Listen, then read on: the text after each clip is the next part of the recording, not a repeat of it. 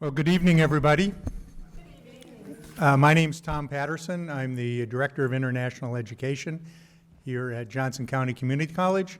And thank you all for coming. I think you're in for a treat tonight. We have as our distinguished visiting scholar, Steve Youngblood, who's here from Park University, and he's going to be talking on Syrian refugees. Steve Youngblood is the director of the Center for Global Peace Journalism at Park University and author of the forthcoming Peace Journalism Principles and Practice, Responsibly Reporting Conflicts, Reconciliation and Solutions, which is forthcoming from Routledge 2016. Steve can show you the cover. Steve has taught the principles of peace and conflict, sensitive journalism in war-torn areas around the world, including recently in Kenya, Indian Kashmir, Turkey, and Uganda. He's currently planning projects in South Sudan, Germany, and Austria. I have known Steve for about 3 years. He's become a good friend of mine and an essential partner, we could almost say, at JCCC in terms of our peace building work that we do here. We put a conference on in the fall. We have our forthcoming, and Steve was the keynote speaker. That's how I got to know him at our first peace building conference. So keep that in mind for the fall. In the beginning of November, we'll have our next one, and we're now sharing it with Park University. It's a 2-day event now, with half of it the academic sessions over at Park, run by Steve, and then the second part over here. Please join me in welcoming Mr. Youngblood. Let's give him a big hand. Thank you. Everyone up front, up front. No one can hide in the back. Good evening. Thank you for that surprisingly gracious introduction, Dr. Patterson. It's my pleasure always to be here at Johnson County Community College. What Dr. Patterson's introduction did not include is the fact that I am Johnson County born and bred. Actually, I attended Shawnee Mission North High School back when the earth was cooling. Any Indians here? Yes, my father is a Shawnee Mission High School alumni from when Grover, oh, another one. What year were you? 1979. Yeah, I was 79 at Miege, so we played you guys. 79 at Miege. And given our athletic teams, I'm sure you defeated us. So, yeah, my dad went to North during, I believe it was the Cleveland administration, but we can talk later about that. 1954, so there you go. Again, it's a pleasure to be here this evening. Here's the book that Tom was referring to. This will come out in September, and JCCC's very own took the photo for the cover, and it's just wonderful. So this evening, we're going to talk a little bit about the ways that media cover migrants. And we'll be looking at examples both from Syria and Syrian refugees, as well as examples of how the ways that American media cover migrants here. And surprisingly, the links that exist between the two. So I'm going to begin with a question. And the question is very simple. So when you think about the ways that American media cover immigrants, particularly Mexican immigrants, how would you describe the ways that American media cover Mexican immigrants? What are your impressions of that coverage? Yes, madam. They're dangerous. Explain, please. Usually violence or possibly. Good. That's good. So as Donald Trump says, they're criminals, they're drug dealers, perhaps they're racists. So what else can we say about the coverage of immigrants? Yes, ma'am. They're coming with without our approval, and they're taking our jobs away from us? That's very good. So if you listen to the Fox News narrative, they're coming with nefarious motives, aren't they? So they're stealing jobs Americans don't want, like working in chicken processing plants and roofing, for example. That was sarcasm, by the way, so it's feel free. So they're taking these jobs, supposedly, and so the narrative, the word attached to immigrants, at least from the right wing, is always illegal, right? So if you tune into Fox News and you hear the word immigrant, I can almost guarantee you that the word illegal is going to precede it. So what's interesting is that these negative themes, the ways that our media cover immigrants to the United States, are almost identical to the ways that media internationally are covering the Syrian refugees. And this is something that I know a little bit about because I've spent some time in Turkey, in Lebanon, working with journalists and working with academics, talking about the ways that they cover Syrian refugees and the ways that we can use this idea of peace journalism to improve that coverage. So we're going to look first of all at the coverage of refugees, then we're going to look at the coverage of American media coverage of Mexican immigrants. Then we're going to see what they have in common and discuss how peace journalism can be a prescription for these ills. So a quick overview of the current refugee crisis. So this is the UNHCR website, and as you see, as of today, 4.8 million registered Syrian refugees. So this is from UNHCR.org. Of those, about 2.7 million are in Turkey. And you see the highest concentration of these refugees are in Turkey, Lebanon, and Jordan. And I've been in all three places working with and talking to journalists and refugees about this kind of coverage. So particularly when we talk about Turkey, let's focus on them and talk about the ways that Turkish media cover refugees. So a friend and colleague of mine from the University of Istanbul, her name's Dr. Nilüfer Pembecioglu. It took me a year to learn how to say that, by the way. Pembecioglu. It took me 2 years to learn how to spell it.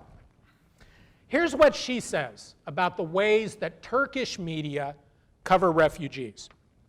Newspapers and media seem to be often superficial and characterized by misinformation, stereotyping, scapegoating, and xenophobia.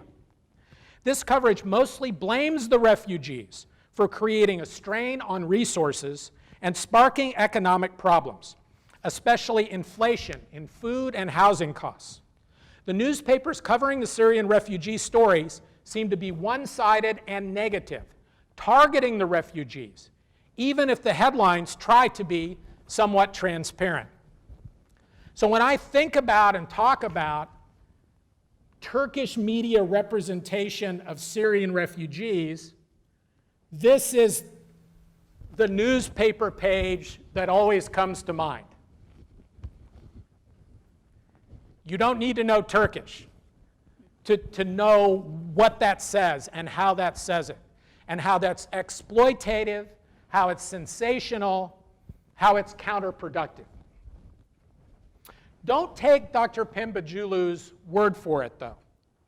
So a major study was done by a Turkish foundation in 2015 that looked over 177 different news articles and analyzed their content. Here's what it found out. Of the opinion columns that they analyzed, first of all, so these are editorials, every one of the 33 analyzed, 30 were negatively biased against the refugees. 30 were anti-refugee. Hate speech was widespread, and some columnists went as far as asking refugees to leave the country. And again, this is this Turkish Foundation study.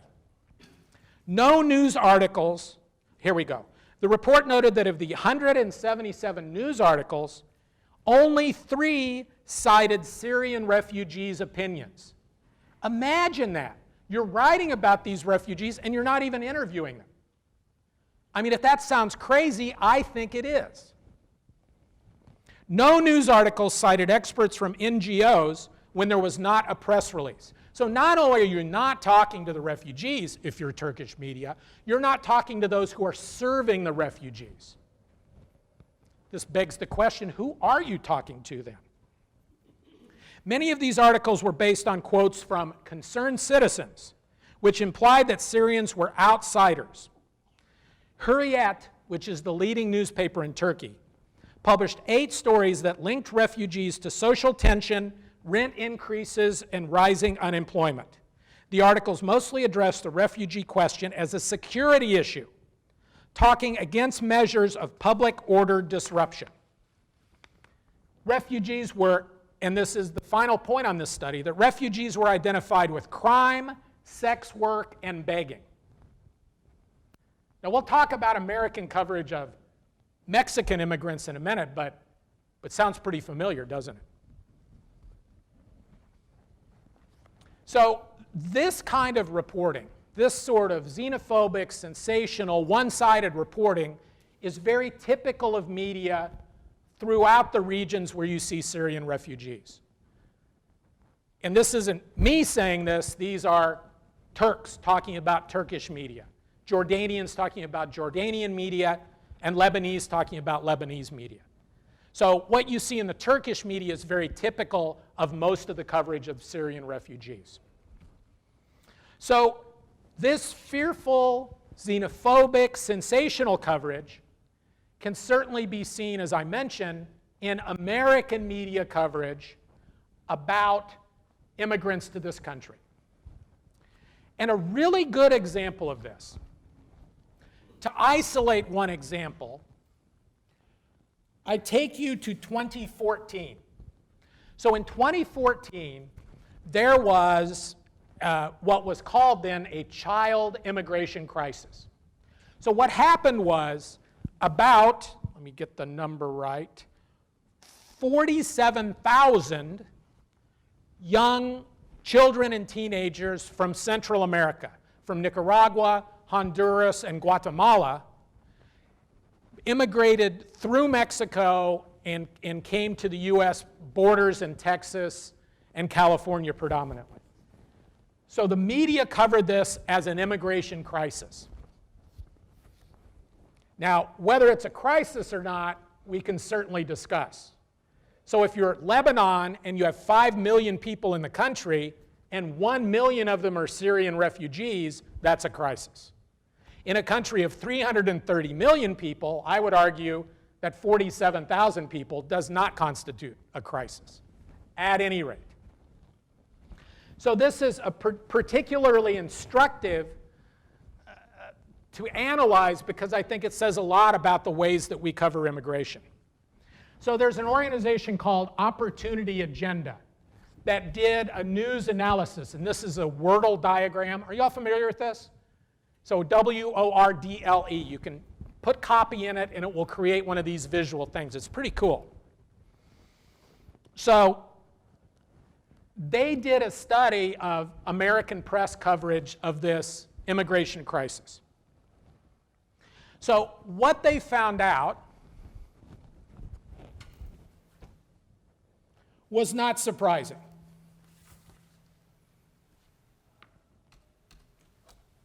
Oh, did that just disappear? No, there it is. So what they found out was not surprising.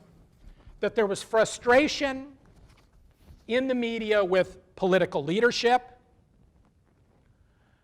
that there was a debate in the media about the resources needed to take care of the child immigrants, and that there were 2 competing narratives. I think this is really interesting. So there was a Republican narrative and a Democratic narrative. And you see those on the board. So the Democratic liberal narrative was, this is a humanitarian crisis. We need to help these children. The Republican narrative was, this is all Obama's fault. Now that's a very popular Republican narrative, I might add. This is all Obama's fault. This is another example of a federal government not doing its job, and it's not our responsibility to take care of these children. Okay, in addition, the study looked at the use of language in covering these children. And there was a lot of language related to, and I mentioned this in the book, related to water. I know that sounds strange, but stop and think about it. What words do you think were attached to these immigrants, these children, related to water? So they're seeping in, there's a what of immigrants? There's a flood of immigrants. There's an inundation. They're other terms, free-flowing, they're surging. What are they doing to the borders? They're pouring over the borders. Pouring over the borders. So these sort of metaphors establish a negative narrative that, in my mind, dehumanizes those children, or any immigrants for that matter. And yet it's language that's so, as you know, it's so commonly used by the press.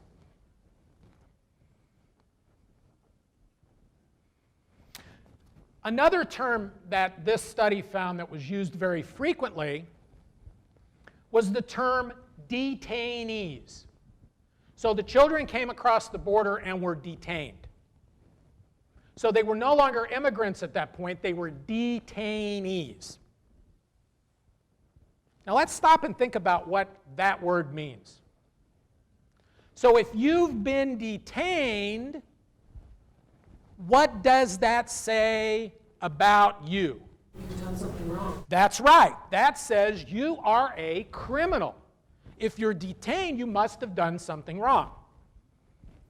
What these children did wrong, I would argue, is escape poverty and high crime in their countries. So it's really interesting, the replacement of the word detainee, the replacement of the word immigrant or refugee with detainee.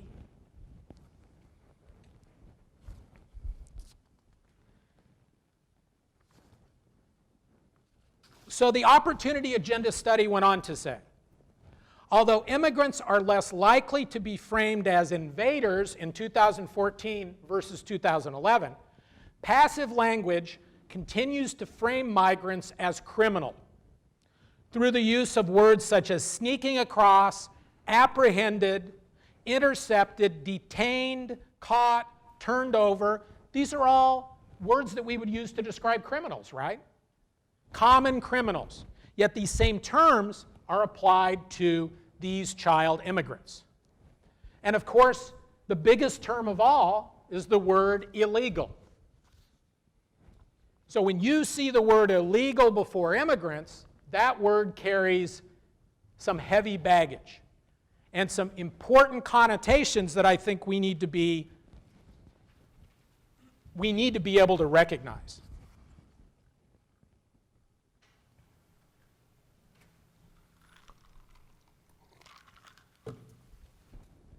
So what then? Okay. One other finding from the Opportunity Agenda study, and then we'll move on. And that was that the coverage, on top of being stereotyped, xenophobic, negative, it was also sexist. So the study found that there was very little coverage of female migrants. And when there was coverage, it was coverage simply placing them in the victim category. So that the females involved were given this one-dimensional narrative in ways that the males who were covered were not. So I think that was an interesting finding as well. So whether they're Syrian refugees or migrants coming to the United States, children, Mexican immigrants, and others, we see some common denominators. We see the xenophobia. We see these superficial media narratives that establish and reinforce stereotypes. We see coverage that is misleading. We see coverage that lacks context. So some facts about immigration you might not even know. Did you know that immigrants commit crimes at about the same level as American citizens? Surprising? If you listen to the media narrative, you think that they're more likely to be criminals. A media narrative that Tom and I were talking over dinner. You know, the media narrative that immigrants are, as Mr. Trump would say, takers. That they come here, they get on welfare, and they sponge off the system. Well, actually, immigrants have a much greater economic benefit that far outweighs whatever they take. Tom, what were those numbers again? It's something around $11 billion that are contributed to the American economy by immigrants. Undocumented. And again, how often have we seen those statistics? I mean, I think that statistic should be in every single story that mentions immigrants and jobs. Because the narrative is they're stealing our jobs. Occasionally, you'll get a good story that breaks through. So there was a really good story about a month ago in the New York Times, and the story was about a catfish farm and processing factory in Mississippi. So they started cracking down on the illegal immigrants who work there, and now they have a catfish factory, and guess what? Nobody will work there. No Americans will work there, because it's terrible work. The pay is low. But this is in Mississippi, one of the states with the highest unemployment in the country. So this is one example, I think, of the myth that they're taking our jobs. In fact, in many instances, they're taking jobs that Americans won't do, won't want, won't do. So what's the solution? And there are all sorts of other media distortions. So the idea of peace journalism, the idea that peace journalism is predicated on, the need for peace journalism, can be seen in this irresponsible reporting about refugees, about immigrants, and about lots of other things too, about the election, about race. There's a whole chapter in my book about Ferguson and Baltimore. It could probably be 3 chapters. So there's all sorts of media coverage that I think cries out for the need for peace journalism. So we've seen what the problem is. Let's talk about the solution. And the solution, in my mind, is peace journalism. So by definition, peace journalism is when reporters and editors make choices that can create an atmosphere conducive to peace. What choices am I talking about? Well, I'm talking first of all at how we frame the story. How are we telling the story? So are we telling this story, if it's a refugee story, in a way that's negative, that's xenophobic, that stereotypes a refugee? Or instead are we telling the story in a way that's more accurate and more balanced? If we're doing an election story, are we telling the story about, let's say we're running against each other, she called me a name, I called her a name? Is that the story we're telling? Or are we telling, in my mind, a more responsible story that discusses actual issues of importance? The election coverage this year has been especially abysmal, but that's not our topic tonight. So peace journalism talks about how you frame a story. It also talks about the words that you use. So the words that you use matter. They can either calm a situation down or they can pour gasoline on the fire. An example that I always like to use is if there was a mass shooting, do we say 30 people were brutally slaughtered in a terrible bloodbath? So if we write it that way, what are we really doing? We're pouring gasoline on the fire. We're making a bad situation worse. A peace journalist wouldn't ignore what's happened, but would just say, 30 people were killed yesterday at blah, blah, blah. What words are you using? Are you using words like massacre and slaughter? Last summer in India, I had the privilege of spending some time with some journalists in Kashmir, and we talked a lot about the word martyr. What's a martyr exactly? And when you use that word, doesn't it take someone's death and make it more sensational? Okay? Doesn't it turn them into an almost godlike figure? And of course, it's a lot worse to kill a godlike figure than it is to kill a man. So I encourage them not to use martyr. They still use it all the time. We got some work to do on that. What about the word terrorist? We see this in the media all the time. Yet I believe most of the time it's a term that doesn't add any knowledge to the story, that it's simply inflammatory. What is a terrorist anyway? In my peace journalism class, I spend one entire day with my students trying to figure out what a terrorist is. I just wrote a book chapter on terrorism in media, and I'm still not sure what it is. So what's a terrorist? In your own words, define a terrorist. Young lady.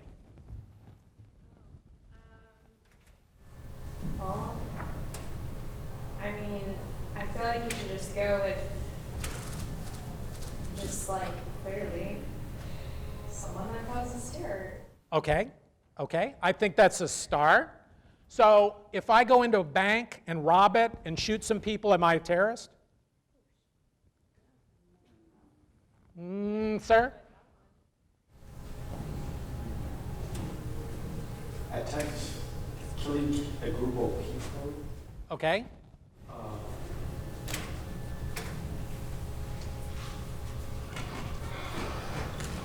The whole idea is killing, I think, like robbery. Okay, but is a mass murderer then a terrorist? So what's the difference? Sir? I guess terrorist must be some person who is doing like killing or maybe not robbing or anything like that, but not for money, not for Aha. this kind of interest, but because of other things. Good, young lady. A terrorist is a person who is targeting another community, but usually with political ideas, like targeting a political community, country. So don't feel bad. The United Nations has never been able to come up with its own definition of terrorism because, frankly, one man's terrorist is another man's freedom fighter. Isn't that true? So we talked about this actually in Kashmir. So the Kashmiris hate the Indians and hate what they consider the occupation of the Indians. So we had the discussion of if someone in Kashmir attacks an Indian soldier, is he a terrorist? Is a Palestinian who attacks an Israeli a terrorist? Well, we're not going to answer those questions today, but I throw them out because I think it shows the difficulty of what a terrorist is. And all too often, the media are very cavalier. Notice how I got that term in. Isn't that your mascot? We are the Cavaliers. Yes. So normally, Doesn't mean we throw a word yeah. at So terrorists. normally it's okay to be cavalier here. This time, not so much, because the media is often very careless in the way that they use the term terrorism, labeling people terrorists without giving it much thought and without thinking about the consequences of using that word. So what I advise peace journalists is to avoid using the word. Or not labeling people terrorists. Or not labeling people anything. You know, like the guy that shot up the Jewish Community Center, I don't think he was ever called a terrorist. But if he had been a member of a different religion, perhaps he would have been. And there was a big debate about the Charleston shooter, about whether the Charleston shooter should be called a terrorist or not. And honestly, I see both sides. So peace journalists then are concerned about how we frame our stories, about the words that we use. What peace journalism is not. It's not open advocacy for peace. So we're not saying there must be peace. But what we are saying is, let's give peacemakers a voice. Let's frame our stories and tell our stories in such a way that, to quote the old hippie anthem, it gives peace a chance. So these are some of the elements of peace journalism, and I'd like to take a minute and share with you. So peace journalism is proactive, not waiting until something happens, but reporting before a crisis occurs and looking for solutions. That peace journalism rejects the good guy versus bad guy, us versus them style of reporting. So the reporting about refugees, the reporting about immigrants is us, Americans, versus them, immigrants. Us, Turks, versus them, Syrians. Well, that's an oversimplification, especially in a place like Turkey where the them has become the us, where there are many of the refugees who are simply integrated into Turkish society. So only a small percentage, actually, of the refugees live in camps. Peace reporters reject official propaganda. So one of the foundational reasons that peace journalism exists is because the media did such a poor job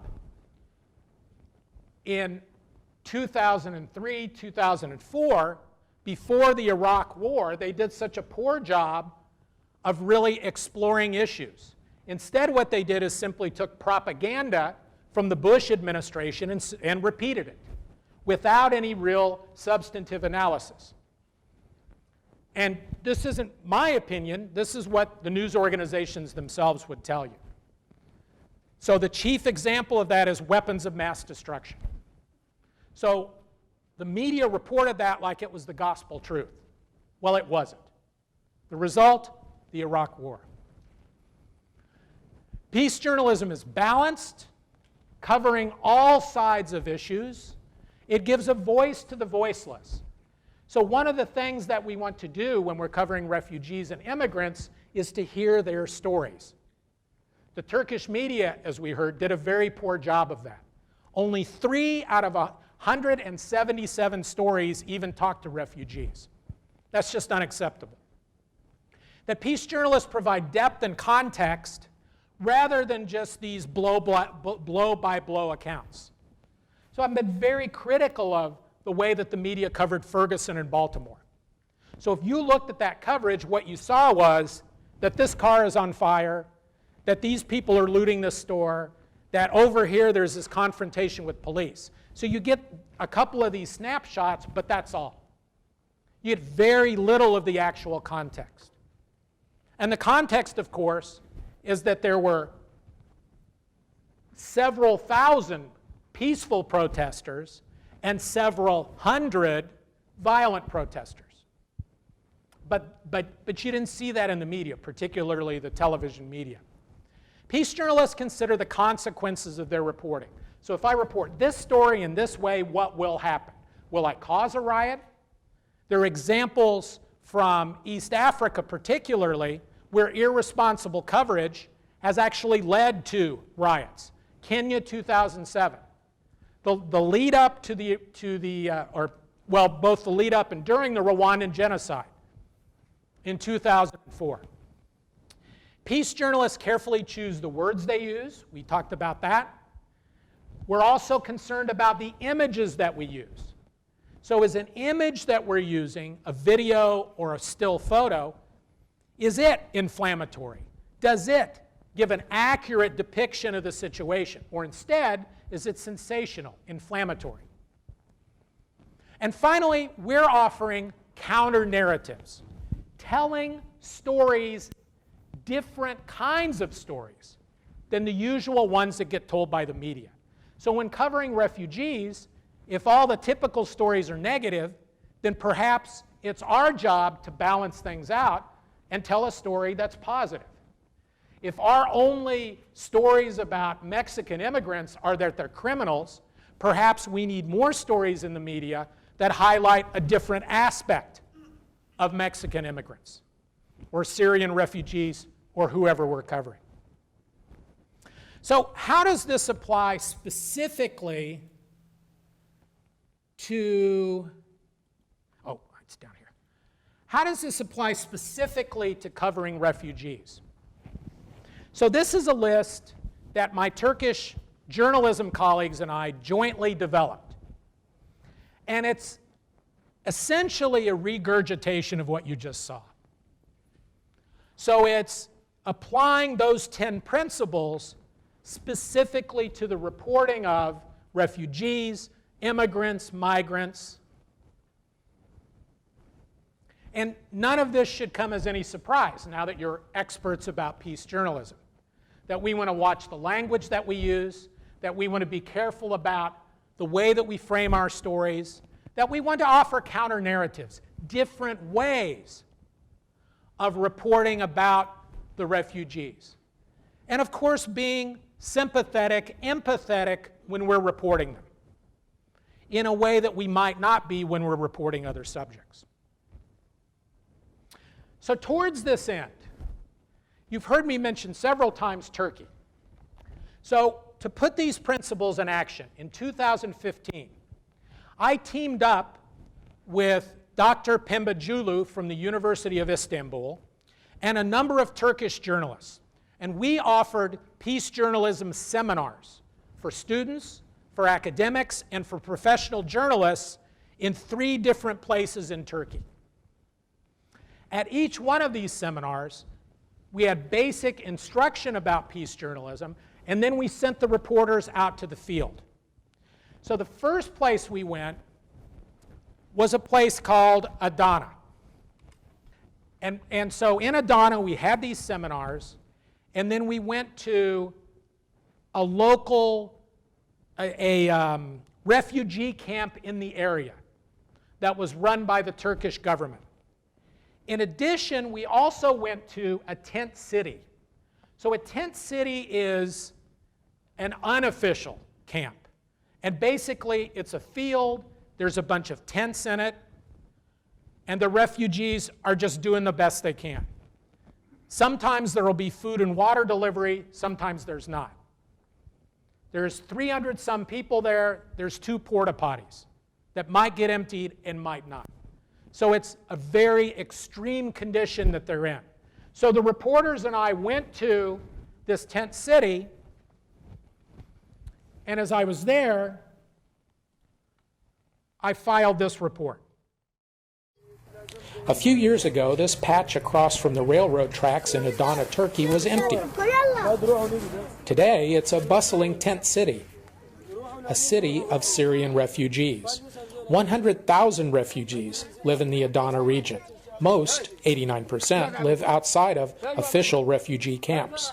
Some have apartments, some live on the streets, and others, like 13-year-old Faraday and her family, stay in tents. They are here for a year. Her father is working, but of course he's not earning so much. And everybody here who is living around, they are helping them. And of course she wants to go back to her country, and she wants everything to be fine as it was before. Many of the 250 or so who live here fled Syrian President Assad's cruelty. Others left when a new threat loomed. First they heard about ISIS, that they have arrived to their town, and they cutted some people. So that's how they decided to escape, and they came to Turkey. Why don't these Syrians move to official refugee camps? One man said that for him, these camps are like jail. Others tried to move into official camps, but they were full. Still others fear violence in a larger camp. Whether in big camps or smaller tent cities like this one, the UN says there are 1.6 million registered Syrian refugees here in Turkey. Of these, over half are children. At this tent city in Adana near the bus station, it seems more like 80%.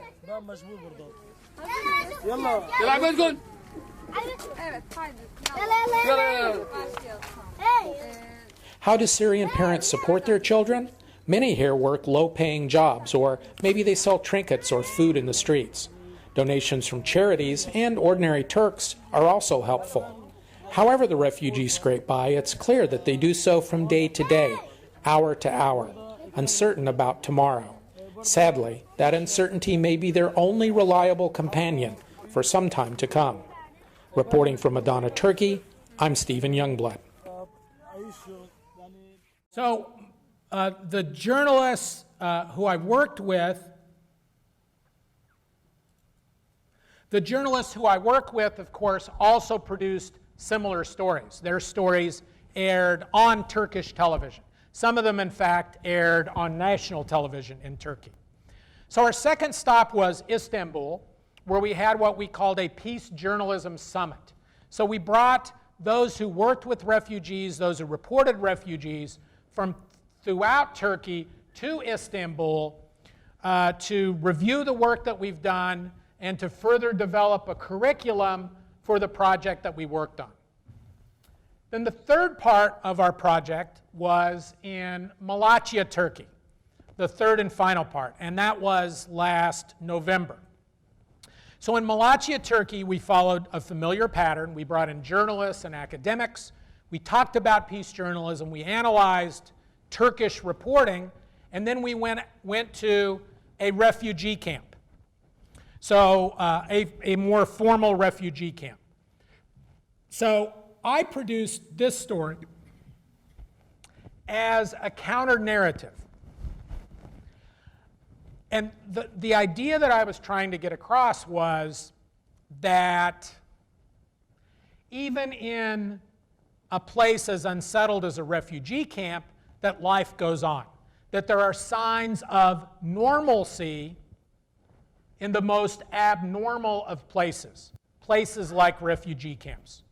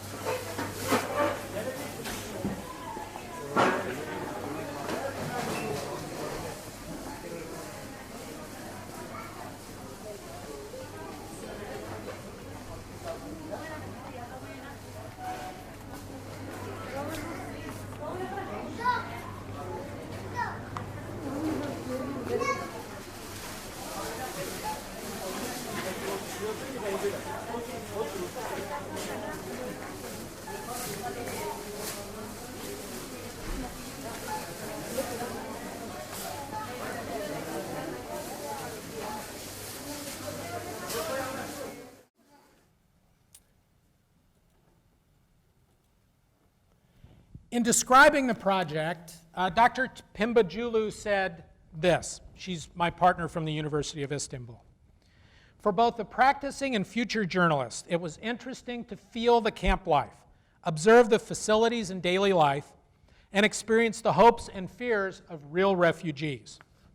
The participants found out the impact of displacement on the social and economic lives of the refugees.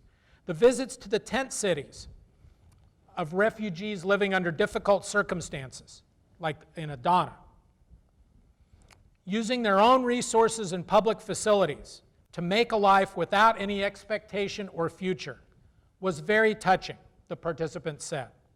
This experience is expected to provide the participants, those who attended the workshops, an insight for their future reporting on how to cover refugee stories using a more humanistic approach regarding story selection, language, tone, and the possible consequences of their publications. So I think some very wise words from Dr. Pimbajulu. So as I mentioned, this project began in January 2015 and concluded in November 2015. We, the University of Istanbul and the Center for Global Peace Journalism, have applied for grant funding to extend the project, and we're still waiting to hear back on that. So, as I conclude and we get into the question and answer portion, I hope that you've seen tonight at least what I believe to be some of the maladies of our media and the way that those manifest themselves when we're covering migrants. And I hope that you share my belief that these principles of peace journalism offer a good and viable prescription for what ails the journalism profession. So at this point, with our few remaining minutes, I'd be very interested in hearing your questions, your comments. Please. Don't make me call on you. I am a professor, so if you're a student in here, I'm gonna call on you. If you're not a student, I know you're taking a class, but yes, sir.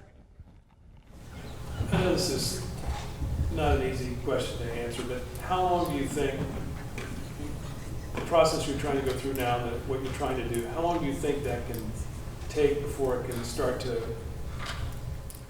Generations.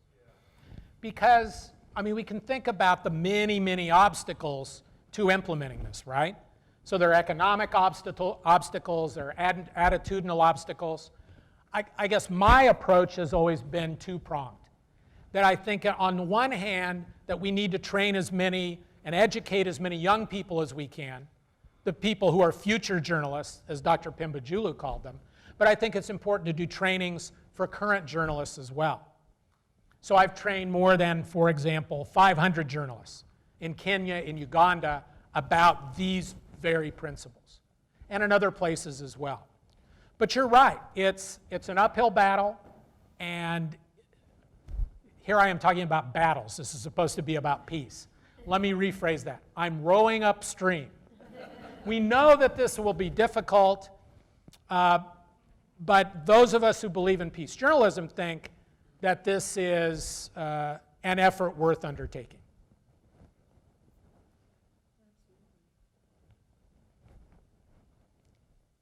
Oh, well, go on ahead, Don. So I want to know what you think those of us that are educators in other disciplines can do to help, help promote this project, and what kinds of things would you encourage us to do with our students so maybe that they think differently, and that I think we all recognize there's a lot of disgust at sensationalized media, yet it continues, and people are still drawn to the stories and the headlines. And so what kind of recommendation would you give those of us in other disciplines as far as integrating themes into our courses, things like that? So Don, let me broaden this a little bit, because actually that's some of what you spoke on at our conference last year. So at our peace building conference last year, the theme was about education as an essential peace building tool. And that's something that I think we both agree on. I guess what I would say is that I would look for and encourage the peace building in every discipline. So for example, if you're a psychologist, what are the elements of peace building that you can bring into your class? Examples that you can use, discussions that you can have. Or if you're sociology, or social work, or English. So if you're teaching English, a literature class, why not include some contemporary writings about peace building? Okay, why can't that be a discussion? How about history class? I love history, but I was always disgusted that history seems to be the history of war. I'm not saying exclude war, but why aren't we giving peace a voice here as well when we're talking about history? So my recommendation is to find the peace building in your discipline, whatever that is. Thank you. Come on, don't make me call on you. Humphrey, question. As far as the refugees are concerned, especially in Turkey, what is the government of Turkey taking issues? So actually, one of the things that we're not hearing about is my impression is that the government of Turkey has bent over backwards to assist the refugees. They have more refugees than any country. They've spent, I don't know the dollar figure, but it's hundreds of millions of dollars on camps all over the country, and even assistance for those who are outside of camps. Some of that money has come from EU, but the Turks are bearing a huge load. And not just the Turks, but as I said, the Lebanese. So imagine being in a country where 20% of the people in the country are refugees. That would be like the US having 60 million refugees. 60 million, stop and think about that. That's what it's like in Lebanon. I don't think we hear a lot about that. Thank you, good question. Yes? So what's the difference between a good journalist and a peace journalist? Well, so let me get the first one first. So if you didn't hear him, the question was, what's the difference between peace journalism and good journalism? I would argue that there is no difference. That peace journalism is good journalism that's been repackaged, refocused, and updated to deal with journalism in a lot of different domains. Okay, to be a good writer, to be a good teacher, it's very important to inform, to engage, and to inspire. Is it possible, it is also possible for peace journalists to inspire, to inform, to engage? Because you have to deal with not only the subject matter, but also have to deal with the audience. How can you stay engaged with the audience, with the kind of information you want to deliver? So I'm really not trying to sell a book. But if you read the book, in every chapter, there are examples of journalists doing just that. So when we talk about more responsible crime coverage, at the end of that chapter, there are examples of news coverage that practices peace journalism when it comes to covering crime. When we talk about refugees, there are examples of good, comprehensive refugee coverage. One of my favorites is Nicholas Kristof from the New York Times, who's written in I think a very smart way, informed way about refugees. So what the gentleman said in back is right. There are lots of obstacles. But the encouraging thing is there is a lot of peace journalism being practiced. It's not an institutional policy at the Times or anywhere else, but there are a lot of individual journalists who recognize the value of this kind of reporting and indeed who are practicing it. Time for one or two more questions. I want to get someone who hasn't asked a question yet. Come on, ladies, I want a question. Madam. Okay, I saw one of the lists for peace journalism that you have to humanize whatever you're writing about. Would that be in some form, like excusing their behavior if you're, I don't want to label it, but if they were terrorizing, entire groups of people, if you're humanizing them, would that be excusing their behavior? So what peace journalism is, and that's a great question, by the way. So the question is, if you humanize people, are you excusing their behavior? And which is a great question. The answer would be that peace journalism is ignoring nothing. So the example that comes to my mind is what happened in Cologne, Germany on New Year's Eve. So there were attacks by who are identified as immigrants who sexually assaulted a number of women at a New Year's celebration in the main square in Cologne. As a peace journalist, you have to cover that. And you're not going to sugarcoat it. You're not going to say, make any excuses for it. But the problem with our media is that's all we cover. Right? Is that's all we hear about. So all I'm suggesting is let's cover that, but let's also cover the refugees in Germany who are thriving, the refugees in Germany who are volunteering in schools, the refugees in Germany who are contributing to German society. That's all I'm suggesting. And I think, as the gentleman points out, that's nothing more than good journalism. It's both sides of the story. It's not one-dimensionally negative. Good question. Okay, we're about out of time. No, go on ahead. I think that the reason that we hear all the negative is because they believe that if you don't sensationalize the negativity, people aren't going to be interested. It's to get people's attention, and so you're going to polarize people, and the best way to polarize people is to appeal to their cynicism. Very well said. So there's a tradition in journalism and a traditional way of thinking that says that people will pay attention only if it's sensationalized. I hate to say this again, but in the book, I cite several studies that debunk that myth. The fact is, audiences are receptive to this kind of peace journalism reporting. Audiences are smarter than we give them credit for. And not just in the US, some of these studies are international as well. So I would tell a news executive, and have, that we're not giving enough credit to our audience. Now, is this a change that's going to be made tomorrow? No. Because right now, we, media consumers, are living off a junk food diet.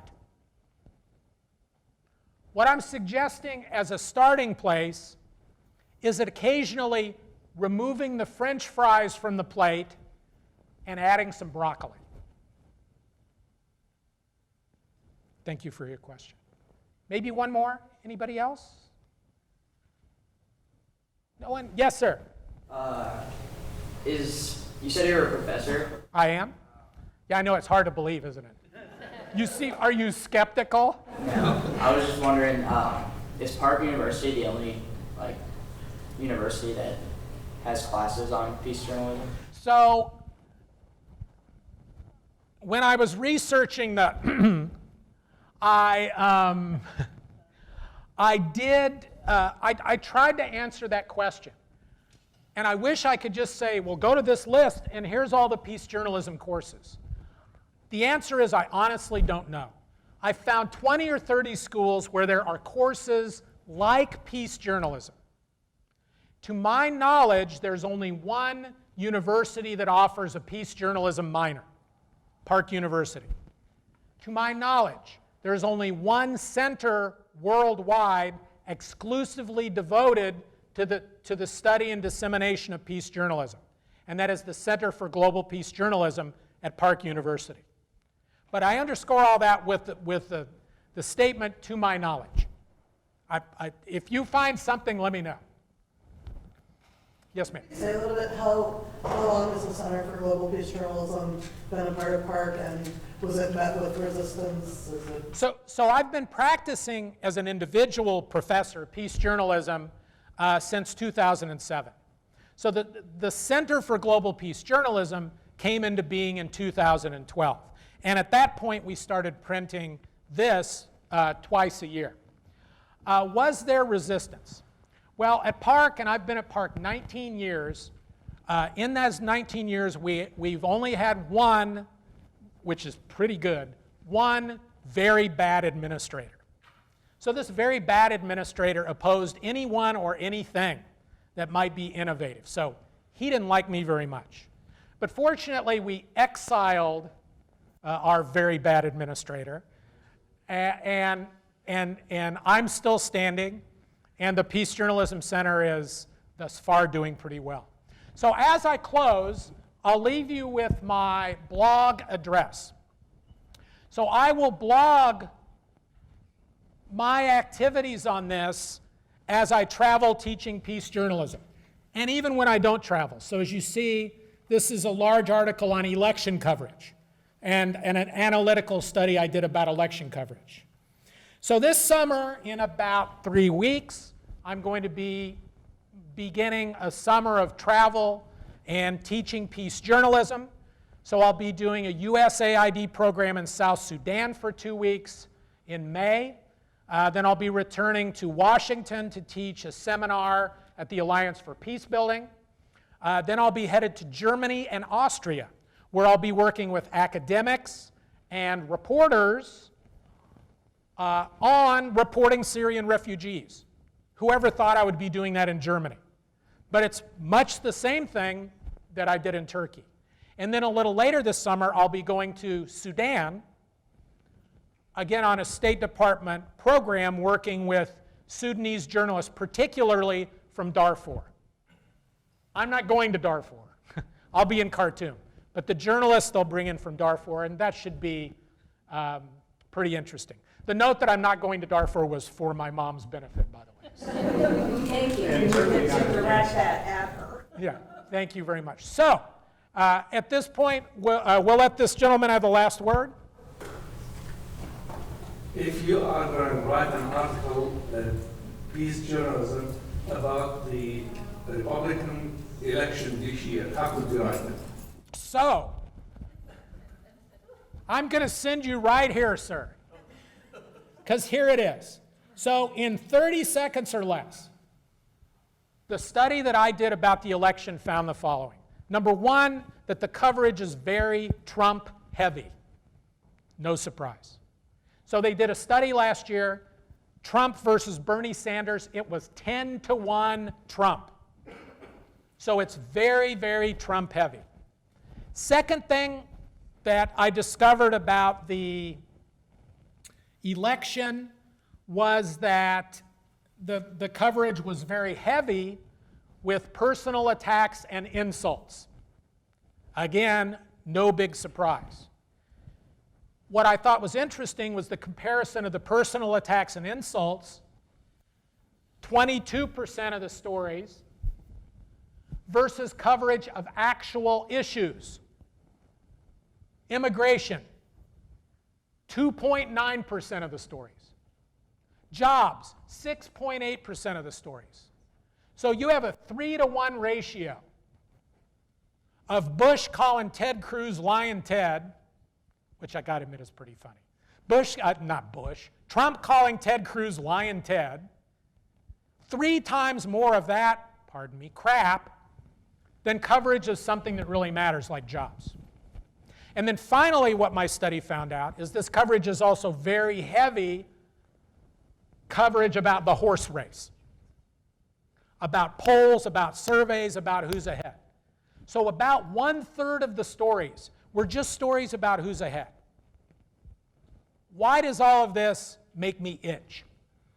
It makes me itch because every story about name calling, every story about the horse race is a story that's not about something that matters. Jobs, immigration, how the Republicans are going to eliminate ISIS by carpet bombing them. Why, that's absurd. But those things aren't getting, in my view, the coverage that they need to get.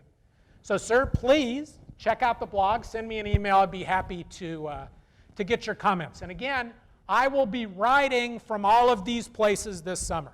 So you can sort of follow my travels. This gentleman looks pretty insistent, but I promise this will be the last question. I know we promised to get you out at 8. Yes, sir. It seems like you all about peaceful journalism, right? So what do you think about peaceful protesters getting thrown in jail? Well, I would tell you, first of all, that my expertise is in media. So maybe the way I would answer your question is, what do I think of the way that that's covered? How about that? So when we look at Ferguson and Baltimore, which I've analyzed at length, what we found is that so let me ask you, because you're going to be able to answer this question. So if I throw a brick through a window and get arrested, and Jeanette gets arrested for carrying a sign, which one of us is going to get covered in the news? Maybe you. That's right. So the fact is that the news largely ignores peaceful protesters because by definition they're peaceful. And there's nothing to see here. So if they come up and say, you're under arrest, and she puts her hands behind her back and walks off to jail, well, that's not very good TV, is it? How many people have heard of 1,500 that were arrested in Washington? Yeah. But if a cop walks up to me and I pop him in the jaw and we've got video of it, hey, lead story, evening news, right? And the reason why I actually brought this thing up is because there's a country in West Africa called Gambia, has 2 million people, and they have a president that's a dictator, and he doesn't want anybody to protest or say anything against him. And 2 weeks ago, they've been protesting, putting their life on the line, and every single day when people do protest, they all got thrown in jail. So they got so much people in jail that haven't, gone to court or anything. They just sitting in jail for no reason. And so has the media covered this, or have they ignored these people? They ignore it. Wow. Yeah. That's a shame. And I think the media have a real responsibility to cover that kind of thing. So this has been a fascinating exchange. It's been my pleasure being here this evening. Again, if you check out my blog, my email address is there. If you go to the Center for Global Peace Journalism, it's also there as well. I look forward to continuing the conversation. Thank you once again to the Johnson County Community College and the wonderful hospitality of the International Office. Good evening.